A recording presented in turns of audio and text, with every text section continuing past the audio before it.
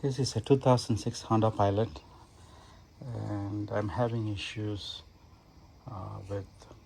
I used to have vibrations on brake pedal and replace the rotors and brake pads, so that went away.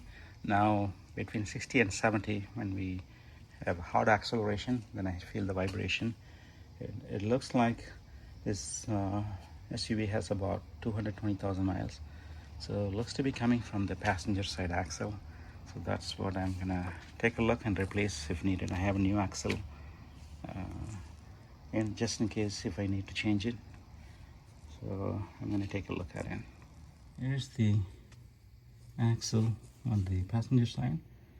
Looking at it now, I don't know how I didn't pay attention when I was changing the rotors, but yeah, looks like the grease all leaked out from the CV boot. So I have the new axle in. I'm going to raise the vehicle up, get the wheel off, and work on getting the axle out. I have SUV raised with two jack stands to support. Now I'm going to take the wheel off and work on getting the axle out. Let's get the wheel off.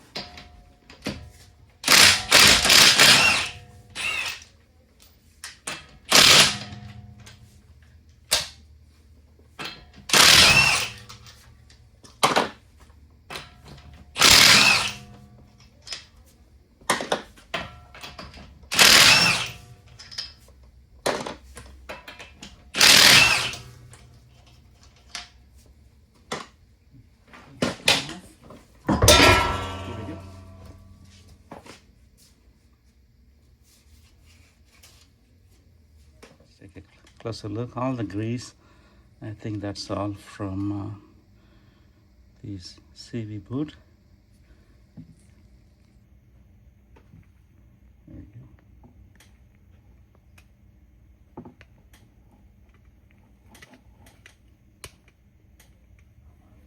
So that right there, I think that's all from CV boot. So time to get it prepped for removal. This is the driver's side axle. So I'm gonna see if it doesn't have any play. So this is tight, doesn't move. And let's go check the passenger side next. Passenger side. There we go. You can see there's a lot of play. Nice, I think that's what's causing it. So that confirms the diagnosis. Let's get the axle nut off.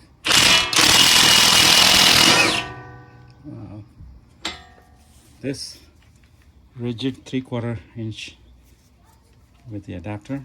This is a beast. Got this done. Pretty easy.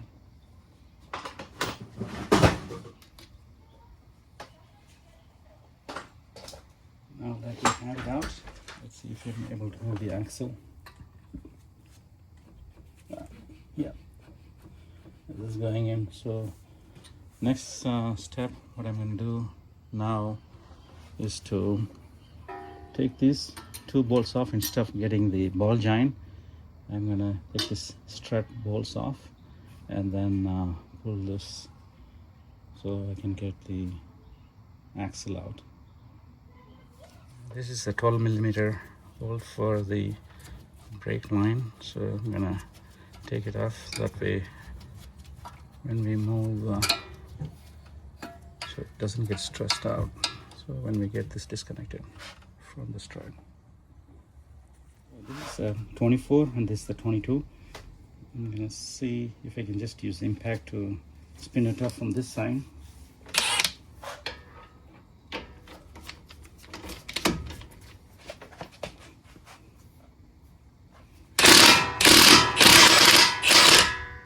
Yeah, got it loosened, but I need to hold it on the other end. At least it's loose. There we go. And this side is a 22. We can just spin it off now. Now that it's loose.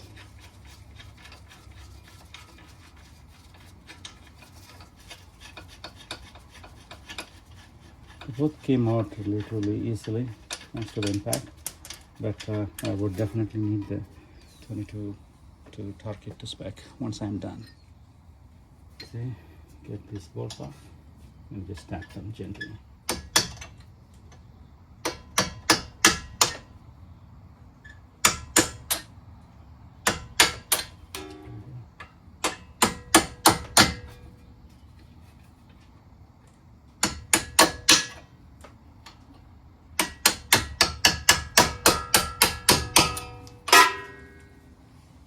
Almost out. Both of them are out, and should be able to lock this out. There we go.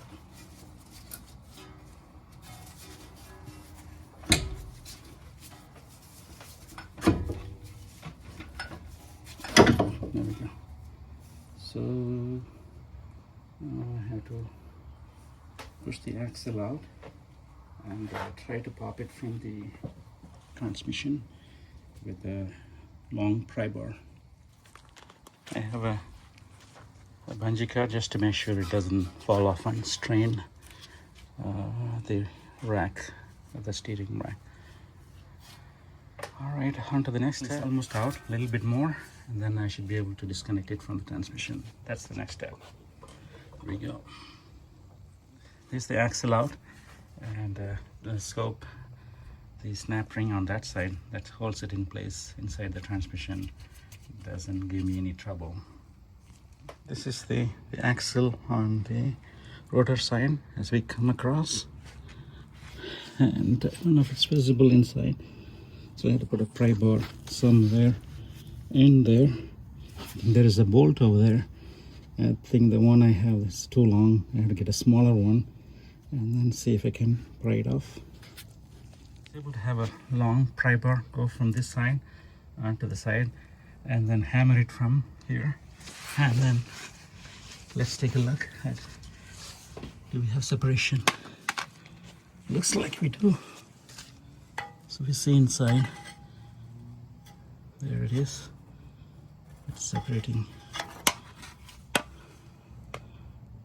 right there. It's not, I don't know if it's visible. We have separation. Yep, this technique works well. I guess especially if you're not on a two-post or a lift, full race scissor lift, I think this technique, it's only this much space I'm able to get it off. There we go. It's off the transmission, see if I can pull it off. There we go. It's off. Yeah. There we go. Also heard while putting it back, it's better to make sure the snap ring faces, I think the split in the snap ring is downward, so it'll compress and go in easily with a simple tap. We'll see. I'm going to do some cleanup over there, and then we'll take a look before I get the new one out. Looks like this is not an OEM axle, and you can hear this, that rattle. I'm glad I'm replacing this. Here's the new axle, and there's the ABS ring. Comes with a new nut, the axle nut. That's good.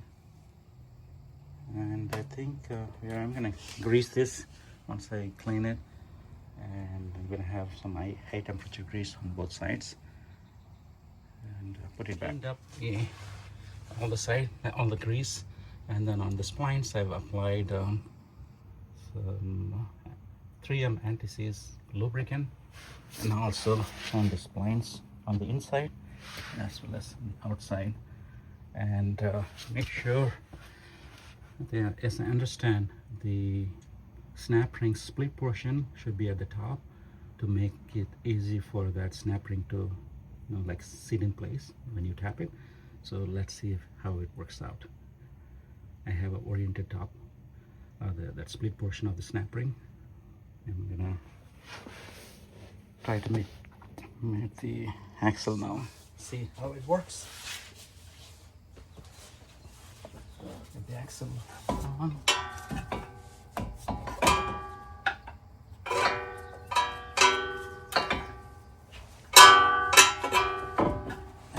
I can't see anything. Sit up. See if I can line it up. There. Line it up.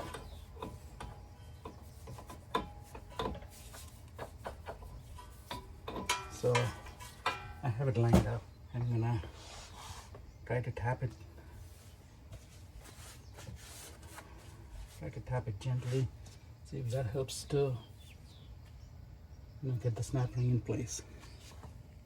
Let's see if I'm able to push it in. Slow taps. I think I'm gonna go down and take a look. That is seated perfectly. So that technique really works. So you have to place the snap ring with the split portion facing upwards, and then center it. And I was able to just light taps on the other side.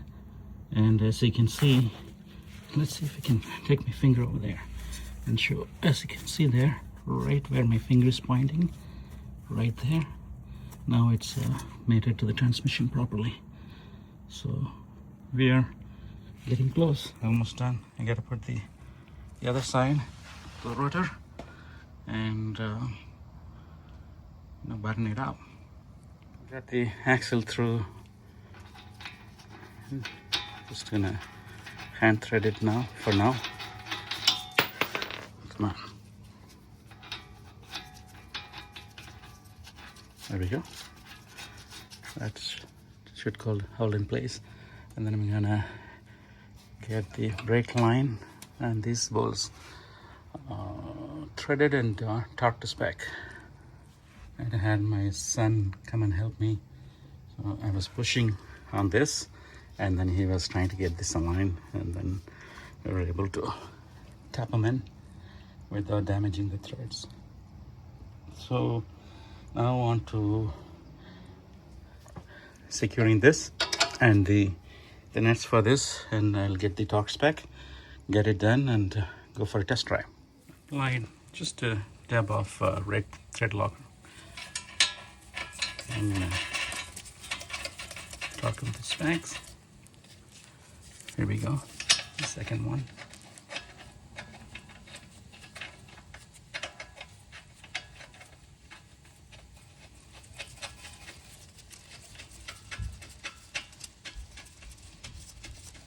So, torque for the knuckle to strut bolt is 116 foot-pounds.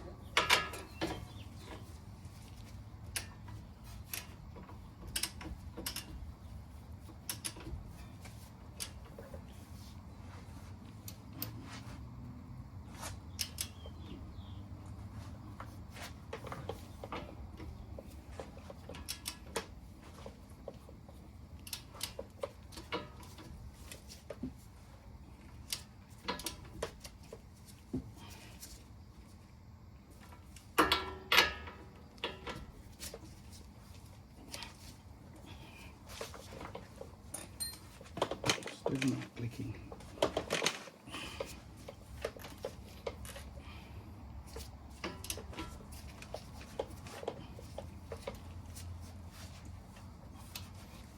There we go. All done. Yeah, done the bottom bolt already, so it's all done. I have to put the tires and go for a test drive. Torque settings for the spindle nut or the axle nut is 210 foot-pounds.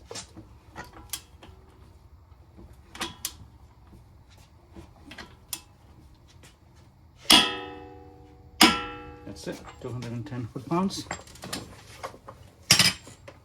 I'm gonna stake it. That's on this side.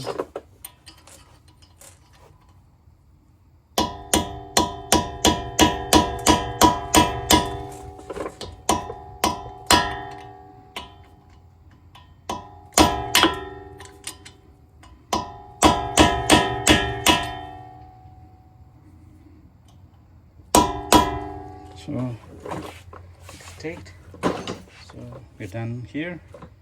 Now time to put the wheel back on. The wheel's on. We just have to secure the brake on to the bracket.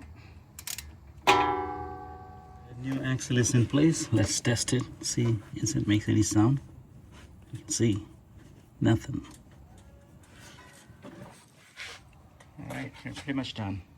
The torque spec for the wheel lugness are like 80 foot-pounds. So I'm going to use a torque stick. This works pretty good. Once I do use the torque stick to set it to 80, and then once the wheel's on the ground, then I follow up with the manual torque wrench. Okay, let's go. Start pattern.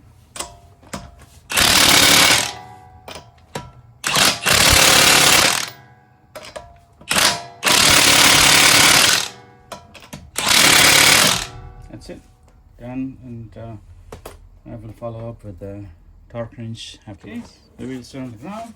Let's make sure we have it at 80 foot-pounds. One.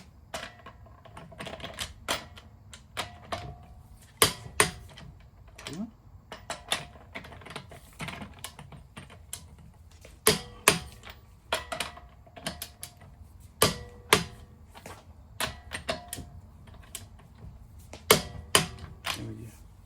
We're done.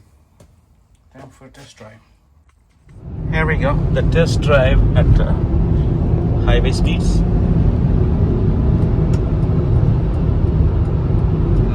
Normally at this speed is when you get the vibration. So there's no vibration.